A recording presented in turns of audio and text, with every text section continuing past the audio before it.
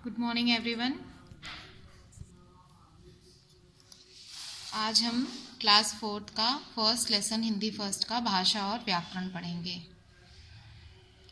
ये क्लास 4 की हिंदी फर्स्ट की पहली क्लास है और हमारा पहला लेसन है भाषा और व्याकरण। क्लास 3 में हमने पढ़ा था भाषा और क्लास 4 में भाषा के साथ आपका जुड़ गया है व्याकरण। भाषा और व्याकरण। तो पहले हम देखते हैं। विकास अपने पिता के साथ कार में बैठकर किताबें खरीदने जा रहा था।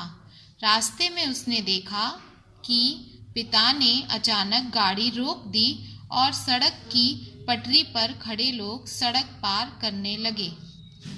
जब उसने पिता से इसका कारण पूछा तो उन्होंने बताया कि सड़क पर लाल, पीली, हरी बत्ती तथा अन्य प्रकार के संकेत दिए हुए हैं, जिनसे सड़क के वाहनों और लोगों के चलने फिरने के लिए नियंत्रित किया गया है। दुकान पर पहुंचकर पिता ने दुकानदार को पुस्तकों की एक सूची दी और दुकानदार ने आवश्यक पुस्तकें निकालकर उन्हें दे दी। दुकानदार ने पिता को किताबों की कीमत बताई और पिताजी ने रुपए गिनकर दुकानदार को दे दिए। अब बताओ, विकास के पिता ने सड़क के संकेतों को कैसे पहचाना? देखकर।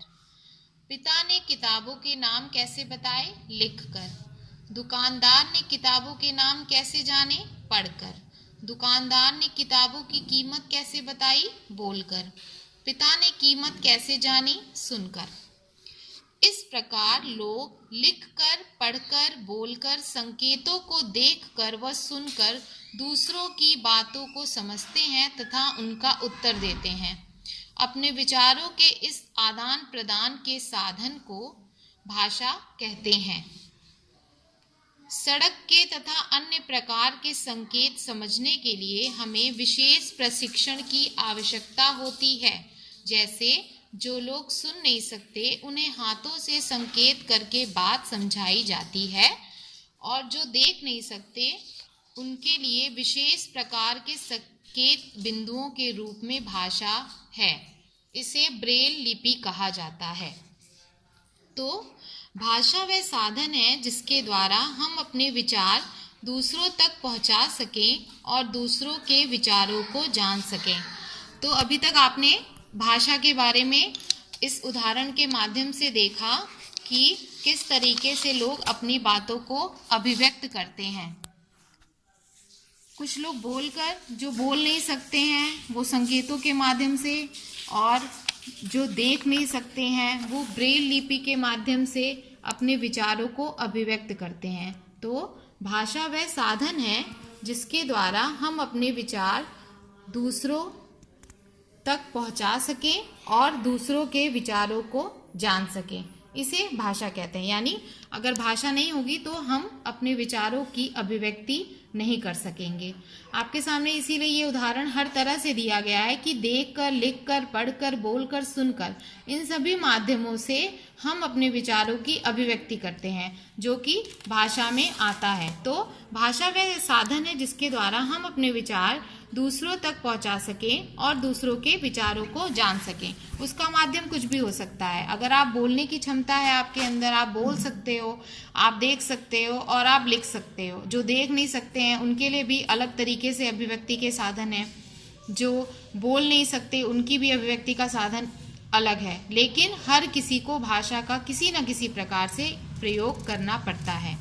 आगे है भाषा के रूप।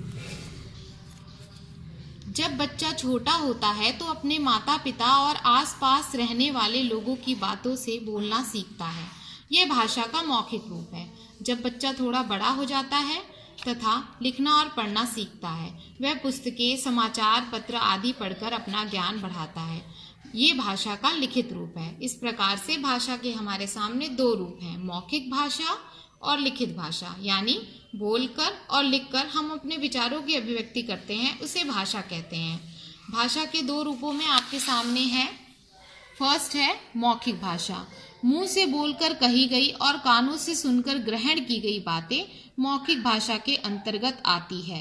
मौखिक भाषा के उदाहरण जैसा कि चित्र के माध्यम से भी आपके सामने दिया गया है, टेलीविज़न, टेलीफोन, रेडियो।